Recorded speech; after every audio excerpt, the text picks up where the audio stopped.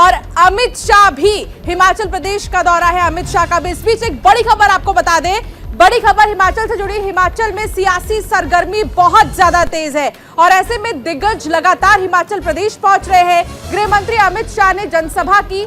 अमित शाह ने जनसभा में तमाम बड़ी बातें भी कही। हिमाचल में फिर सरकार बनाने का उन्होंने दावा भी किया।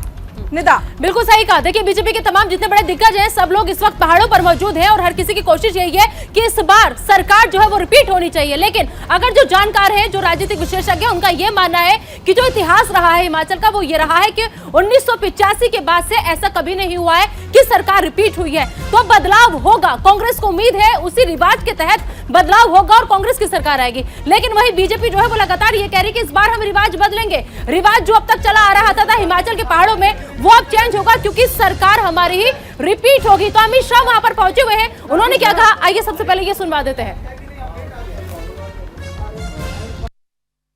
गत चुनाव में मैं भारतीय जनता पार्टी का अध्यक्ष था। मैंने कहा था आप हम पर भरोसा करिए, डबल इंजन की सरकार हिमाचल को विकास देगी। और आपने भरोसा किया।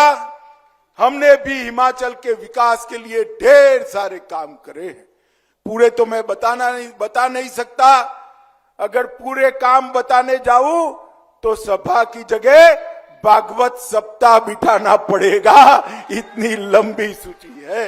मैं आज एक बात कहकर जाता हूं, दूसरी बार भाजपा की सरकार बनाइए, रिवाज बदल दीजिए।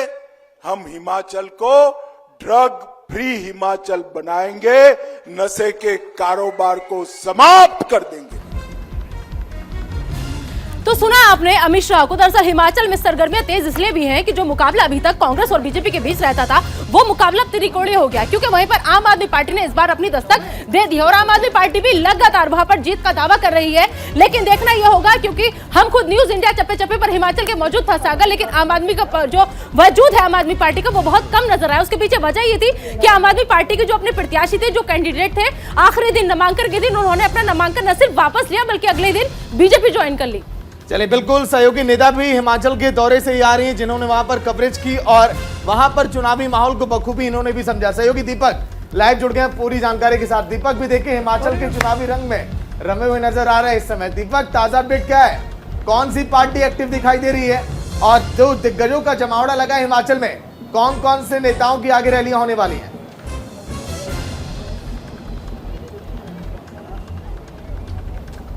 जी बिल्कुल, देखिए अगर सागर बात की जाए तो अभी 3:30 बजे के आसपास इसी मंच पर गृह मंत्री अमित शाह पहुंचेंगे। हाँ, और उसके बाद शाम को एक बैठक भी करेंगे। हालांकि अगर बात की जाए तो अगर जो स्टार प्रचारक हैं, चाहे वो योगी आदित्यनाथ हो, क्योंकि बीजेपी राष्ट्राध्यक्ष जेपी नड्डा खुद हिमाचल प्रदेश से आते हैं, वो भी लगातार दौरा कर रहे हैं। मुख्यमंत्री योगी आदित्यनाथ की यहाँ पे ड्यूटी लगाई गई है।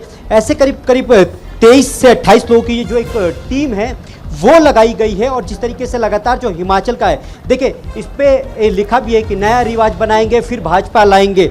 उसके बाद देखिए, हालांकि निदा ने सही कहा कि हिमाचल का जो अगर बात की जाए, हिमाचल की बात की जाए तो कभी भी सरकार रिपीट नहीं होती है। पर जिस तरीके से लगातार प्रधानमंत्री नरेंद्र मोदी या गृह मंत्री अमित शाह या पार्टी अध्यक्ष जेपी नड्डा वो लगातार कह रहे हैं कि इस बार बीजेपी दोबारा रिपीट करेगी। देखिए, हालांकि उन्होंने उसका उदाहरण भी दिया कि यूपी में किस तरीके से बीजेपी दोबारा सत्ता में आई, उसके बाद उत्तराखंड में किस तरीके से दोबारा सत्ता में आई, उसको लेकर बीजेपी आश्वस्त है। हालांकि कुछ अगर बात की जाए तो कुछ जो जिनके टिकट काटे गए थे, जो पूर्व विधायक थे, वो नाराज थे, वो निर्दलीय भी चले गए।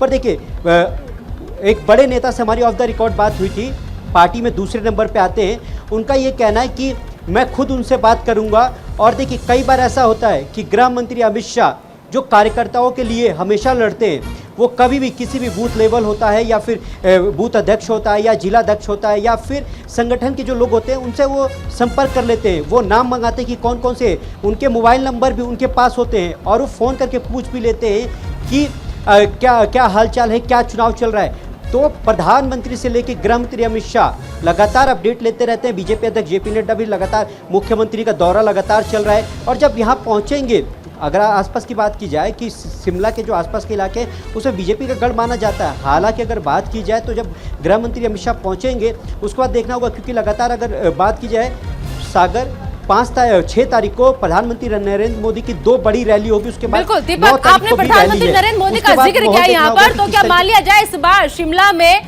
मुद्दे जो है वो काम नहीं करेंगे, सिर्फ और सिर्फ इस बार भी मोदी फैक्टर ही काम करेगा? यही वजह है कि बीजेपी के तमाम दिग्गज तो पहुंच रहे हैं, साथ में प्रधानमंत्री नरेंद्र मोदी भी पहुंच रहे हैं।